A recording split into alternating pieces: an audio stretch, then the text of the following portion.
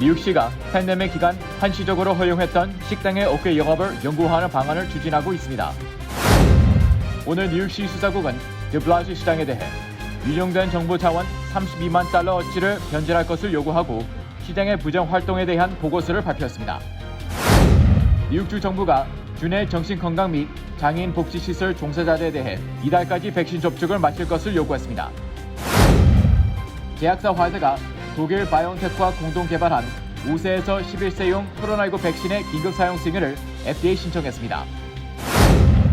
미국에서 코로나 백신을 접종하고 격리 면제서를 발급받아 한국을 방문할 경우 내국인과 동일하게 백신 접종 이력이 인정됩니다.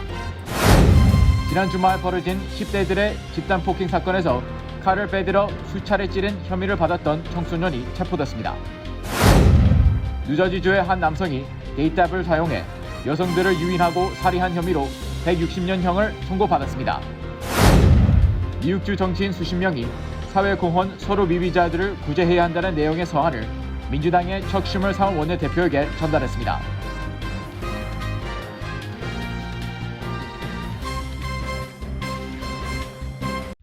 오는 10월 9일 토요일 뉴저지 한인회 추석 대잔치에 초대합니다. 김치 체험과 K-팝 컨테스트, 동포 노래자랑, 연예인 공연으로 이어지는 이번 행사는 팬데믹으로 인해 침체돼 있는 동포 사회에 활력을 불어넣어 드릴 겁니다. 특히 이번 행사는 KBTV 주최로 K-팝 컨테스트와 동포 노래자랑이 있습니다. 첫째, K-팝 컨테스트는 미래의 청년들을 위해 많은 상금을 준비했습니다. 대상, 대한항공 한국행 티켓과 트로피, 금상, 상금 1,000달러와 트로피, 은상, 상금 700달러와 트로피, 동상, 상금 500달러와 트로피, 인기상, 야엘 성형 화장품 500달러 상당 한 세트를 드립니다. 둘째, 동포 노래자랑은 남녀노소 제한 없이 참가 가능합니다. 대상, 황도 흑침대 퀸 사이즈 3,400불 상당, 금상, 스킨케어 LED 마스크 1,500불 상당, 은상, 진주 목걸이 800불 상당, 동상, 밍크 목도리 500불 상당, 인기상 야엘 성형 화장품 500불 상당 한 세트를 드립니다. 또 모든 참가자에게는 기념품이 증정됩니다. 접수 마감은 9월 27일까지이며 예선에 합격하신 분들은 10월 9일 본선 무대에 진출하게 됩니다. 참가자 문의는 전화 917-686-6143 또는 카카오톡 KBTV 6143으로 하시기 바랍니다. 이번 행사는 대한항공, 노아은행, H마트 특별 후원과 황토방, 코지마 마사지 체어, 킴스 보석, 우단 모피, 야엘 화장품, 마영의 순대, 더 한복에서 협찬해 주셨습니다.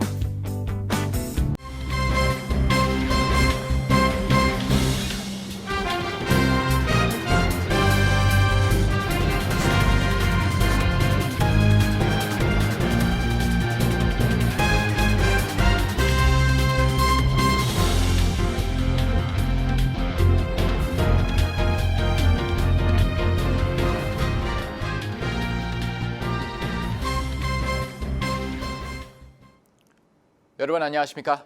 KBTV 뉴스9 이정환입니다. 뉴욕시가 코로나19 사태로 한시적으로 허가했던 거리와 보도회소의 어깨 식당 영업을 영구화하는 방안을 추진하고 있습니다. CBS 방송은 7일 코로나19 팬데믹 기간 동안 뉴욕시 거리와 보도에 설치된 어깨 식당은 코로나19 사태로 어려움을 겪었던 식당 업주들의 생명선이 되었다며 뉴욕시 교통국 등이 어깨 식당 영업을 영구화하기 위한 설계 규칙 등 가이드라인을 마련 중이라고 보도했습니다. 당초 어깨 식당 영업 허가 기간은 지난 6월까지였으나 이를 내년 7월까지 연장했습니다. 뉴욕시는 이에 따라 어깨 식당 설치 관련 가이드라인은 내년 봄에 발표하고 설치 허가 신청을 받을 계획입니다. 현재 뉴욕시에서는 12,000개의 식당이 어깨 규정물을 설치해 운영하고 있습니다. 이 중 1,200개는 도로에, 4,300개는 인도에 설치되어 있습니다. 나머지 6,000개는 도로와 인도를 부분적으로 사용하고 있습니다. 뉴욕시는 어깨 식당 영업이 영구화되면 요식업이 활성화되고 일자리가 늘어날 것으로 기대하고 있습니다. 그러나 일부에서는 어깨 구조물을 철거해야 한다는 목소리가 높아지고 있습니다. 관리가 안 돼 쥐가 들끓고 노숙자들의 잠자리 공간으로 전락하고 있기 때문입니다. 이에 따라 뉴욕시 의회 일부 의원들은 어깨 영업 프로그램을 종료를 위한 조례안도 의회에 발의했습니다. 어깨 식당 영업 영구화를 반대하는 시의원들과 시민단체는 6일 어깨 구조물에 대한 더 철저한 감독을 요구하며 시위를 벌였습니다. 이들은 오케이 식당이 거리 주차 공간을 촉소시키고 차량 흐름을 막아 교통 재증을 가중시킨다고 주장하고 있습니다. 오늘 뉴욕시 수사국이 드블라즈 시장에 대해 지난해 대선 출마 준비 자금으로 유용된 약 32만 달러에 대해 변제할 것을 요청했습니다. 이와 함께 시장은 뉴욕시 경찰들을 자신의 심부름꾼처럼 부렸다는 논란에 휩싸여 곤욕을 치르고 있습니다. 김은지 기자의 보도입니다. 오늘 오전 뉴욕시 수사국은 빌 드블라지오 뉴욕시장에 대한 여러 가지 부정과 부도덕성에 대해 폭로하는 보고서를 발표했습니다. 수사부 보고에 따르면 빌 드블라시오 시장은 지난해 대선 출마 선언 후 선거 운동 기간 동안 30만 달러가 넘는 그의 경호 비용을 시에 갚지 않았다고 밝혔습니다. 수사부는 시장이 약 5개월에 걸쳐 선거 자금에 유용한 세금액은 총 31만 9,794달러로 추산된다고 밝혔습니다. 이와 함께 많은 뉴욕 경찰 인력들과 경찰 차량이 남용됐던 것으로 확인됐습니다. 시장의 딸인 키아라 드블라지오가 이사를 했을 때 또 아들인 단테 드블라지오가 재학 중인 코네티컷의 예일대학과 뉴욕시 인근을 오갈 때를 비롯해 드블라지오 시장 개인 손님들을 대접할 때도 뉴욕 경찰 차량과 인력이 여러 번 소환됐다고 전했습니다. 이외에도 브루클린에는 드블라지오 시장이 소유한 것으로 알려진 몇 채의 주택들이 있는데 수사국은 이 중 어느 곳도 근 1년간은 빌 드블라지오 시장과 그의 가족 누구도 살고 있지 않음에도 불구하고 보안 요원들이 몇 차례 찾아가 보안 검사를 실시했다고 밝혔습니다. 한편 이와 관련해 오늘 빌 드블라지오 뉴욕시장은 이를 브리핑 자리에서 수사부의 보고서에 대해 핵심이 누락됐다며 부정확하다고 비난했습니다. 시장은 누구를 어떻게 보호할 것인가에 대한 선택은 NYPD 자체적으로 결정하는 것이라며 본인이 강제로 무엇을 지시한 적은 없었다고 말했습니다. 또 수사국의 보고서는 어느 누구 한 명의 말도 인용되지 않아 폭로된 점들에 대해 신빙성이 부족하고 규정들을 무시한 채 실시된 그들의 비전문적인 수사로 시장 가족의 사생활이 보호되지 않았다고 지적했습니다. 이 같은 뉴욕시 수사국과 드블라지오 시장의 대치는 올 연말 시장 임기를 끝내고 내년 뉴욕 주지사 선거 출마 가능성이 제기되고 있는 가운데 나왔습니다. KBTV 뉴스 김은지입니다. 뉴욕주가 백신 접종 의무화 대상을 정신건강 및 장애인 복지시설 종사자로 확대하면서 앞으로 백신 접종 의무화가 적용되는 직업군이 더 넓어질 것이라는 전망이 나오고 있습니다. 김세연 기자의 보도입니다. 캐시 호컬 뉴욕 주지사는 뉴욕주 정신건강국과 발달 장애국이 관할하는 모든 시설의 직원들은 오는 11월 1일까지 최소 한 차례의 백신을 맞아야 한다는 지침을 발표했습니다. 진단검사로 대체하는 선택지를 없애고 모든 직원이 백신을 맞아야 하며 추가적으로 오는 10월 12일부터는 해당 업종 종사자 중에서 미접종자들은 매주 한 차례씩 진단검사를 받아야 한다고 말했습니다. 앞서 호컬 주지사는 병원과 요양원 종사자에 대한 백신 의무화 지침을 내린 뒤 데이케어 등의 관련 시설까지 지침을 확대해 오고 있습니다. 한 소식통은 호컬 주지사가 다른 직업군에 대한 백신 접종 의무화도 고려 중에 있다고 보도했습니다. 한편 뉴욕주가 내놓은 백신 여권 엑셀시오르 패스 이용자가 560만 명을 넘어서고 실내 시설 입장 시 사용하는 업주용 엑셀시오르 패스 스캐너 앱 다운로드도 14만 5천 회에 이르고 있다고 주지사실은 밝혔습니다. 이어 뉴요커들이 캘리포니아, 하와이, 루이지애나, 버지니아주 등에서도 백신 접종 증명을 할 수 있도록 엑셀시오르 패스 앱이 업데이트됐다는 사실도 덧붙였습니다. 필머피 뉴저지 주지사도 6일 코로나 브리핑 연설을 통해 뉴저지주 모든 학군은 학생과 교직원에 대한 코로나19 관련 통계 자료를 제출해야 한다고 명령했습니다. 따라서 각 학군은 오는 26일부터 교내 확진자 발생 여부, 학생과 교직원 백신 접종자 통계 등에 대한 자료를 주 보건국에 제출해야 합니다. KBTV 뉴스 김세연입니다. 제약사 화이자가 식품의약국 FDA에 5세에서 11세 아동에 대한 코로나19 백신 사용을 승인해달라고 요청했습니다. 이에 따라 미국은 유치원생과 초등학생도 조만간 백신을 맞을 수 있을 것으로 보입니다. 김은지 기자의 보도입니다. 오늘 오전 제약사 화이자와 독일 바이오엔테크사는 공식 트위터 계정을 통해 FDA에 5세에서 11세 아동에 대한 자사의 코로나19 백신 긴급 사용 승인을 신청했다고 밝혔습니다. 그동안 FDA는 신청이 접수되는 대로 최대한 빨리 검토해 승인 여부를 결정하겠다는 뜻을 공개적으로 밝혀왔으며 오는 26일 외부 전문가들을 만나 사용 권고 여부를 논의할 예정입니다. 백악관은 자문위의 일정을 고려하면 11월 네 번째 목요일이 시작되는 4일간의 추수감사절 연휴 전후로 아동 접종을 시작할 수 있을 것으로 기대한다고 전했습니다. 이번 신청은 미국 내 아동 감염이 급증하고 있는 가운데 이뤄진 것으로 승인이 서둘러 이뤄지게 되면 가을 학기에 돌입한 학교 내 감염 확산을 완화시키고 델타 변이 기승에 따른 확진, 입원자 수 증가세를 잡는 데 도움을 줄 것으로 기대되고 있습니다.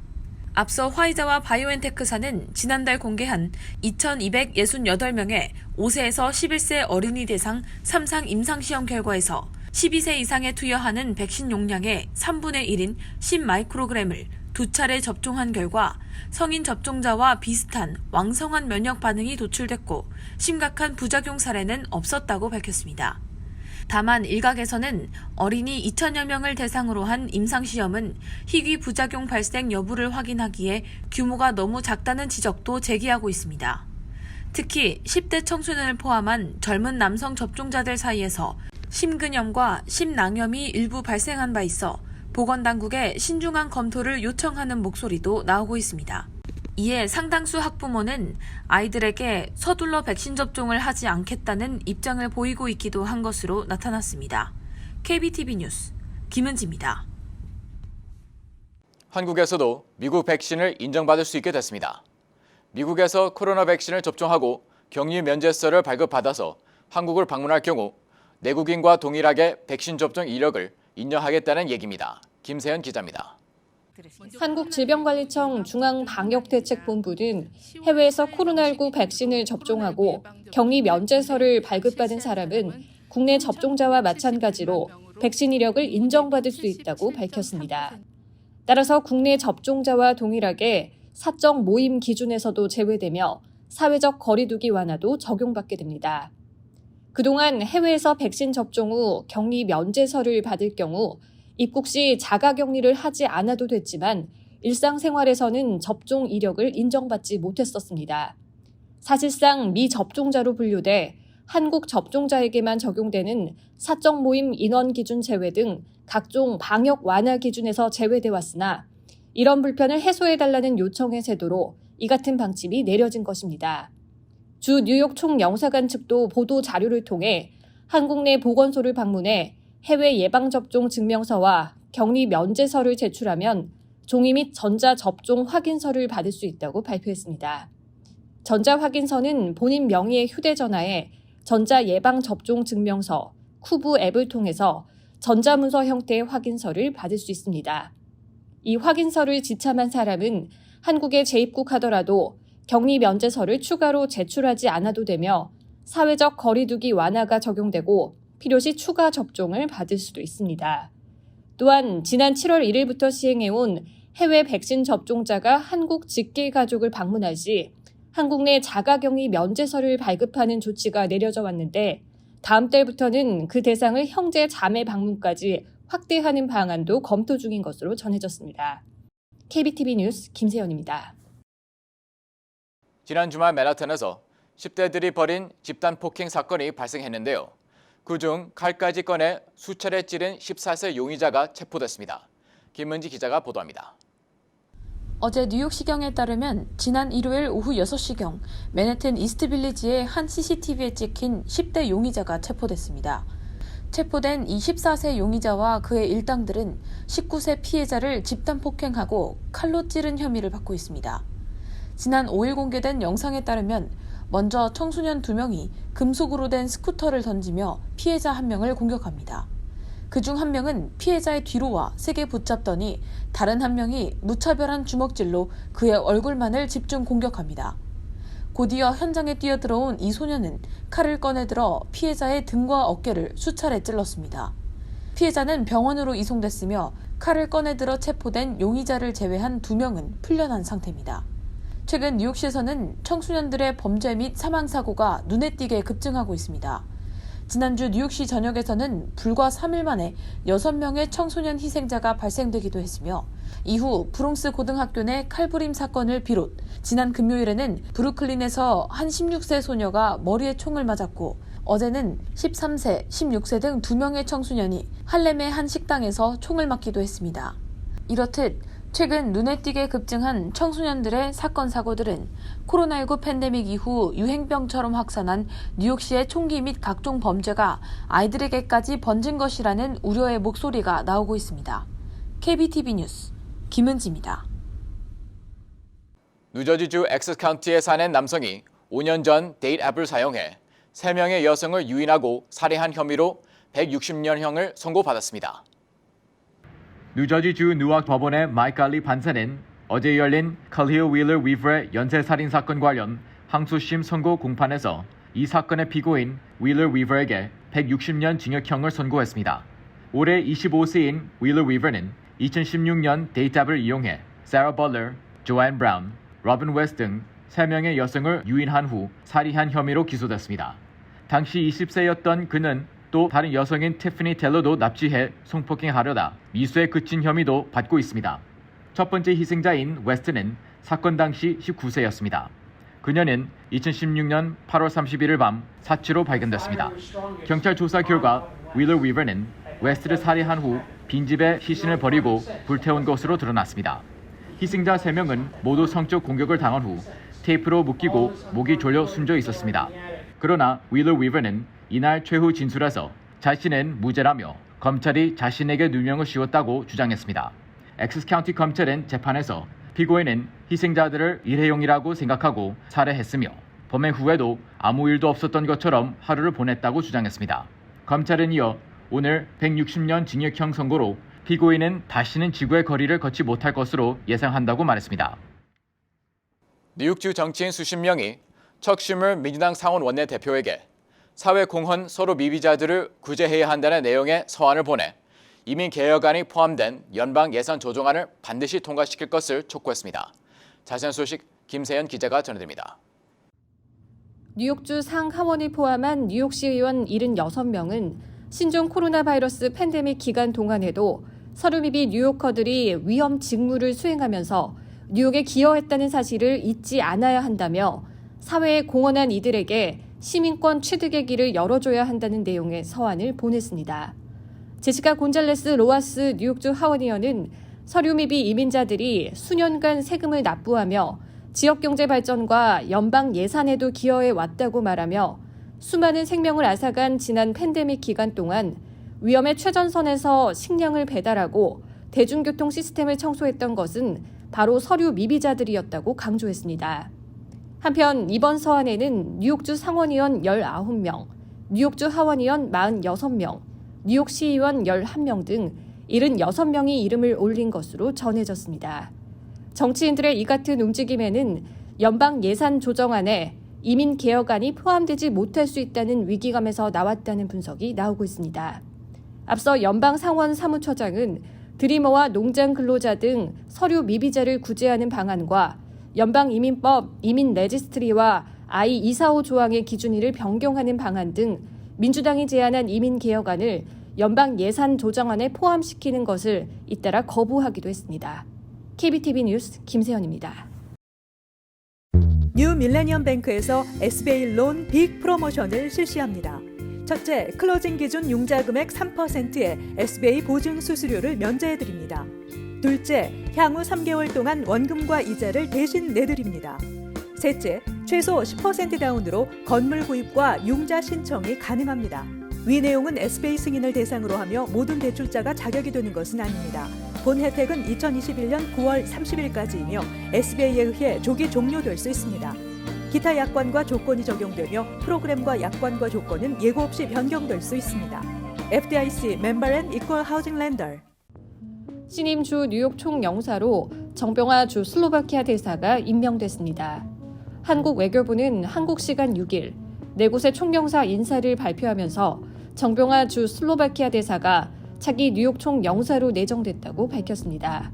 정 총영사 내정자는 연세대학교 정치외교학 학사, 매사추세츠대 대학원 정치학 석사를 취득한 후 성균관대학교 대학원에서 행정학 박사를 취득했습니다.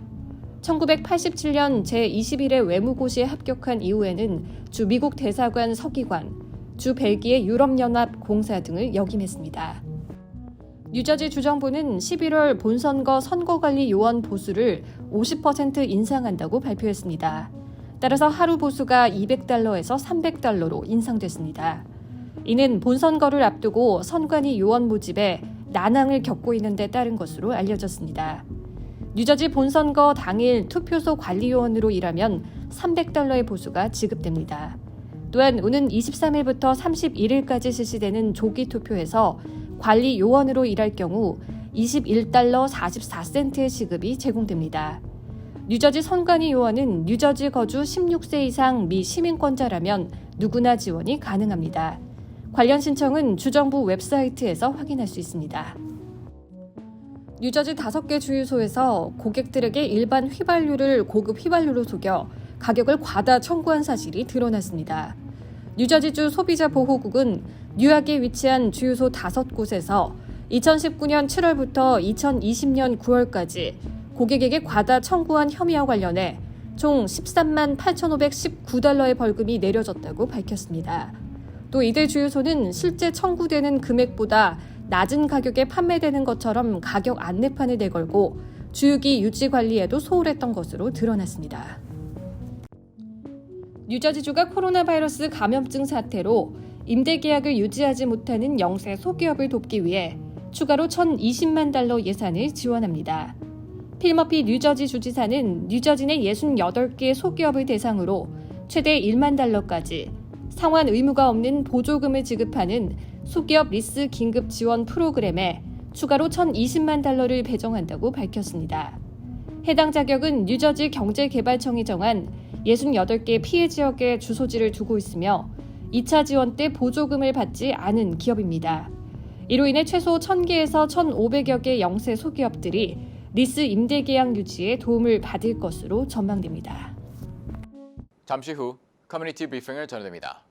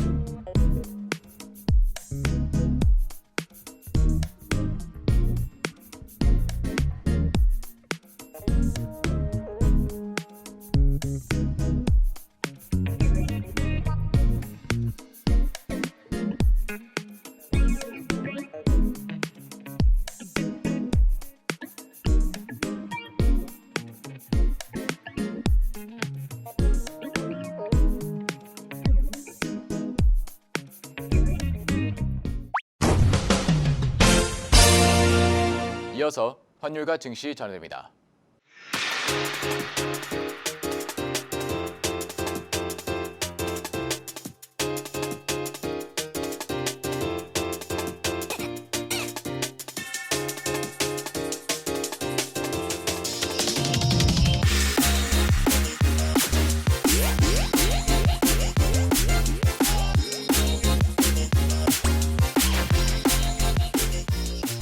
잠시 후 뉴욕과 뉴저지 날씨 전해드립니다.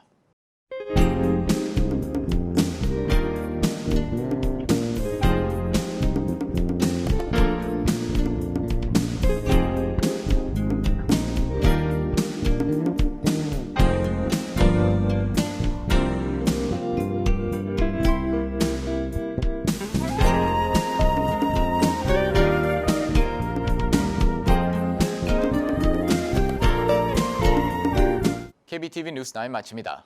오늘도 시청해주셔서 감사합니다. 편안한 밤 보내시기 바랍니다.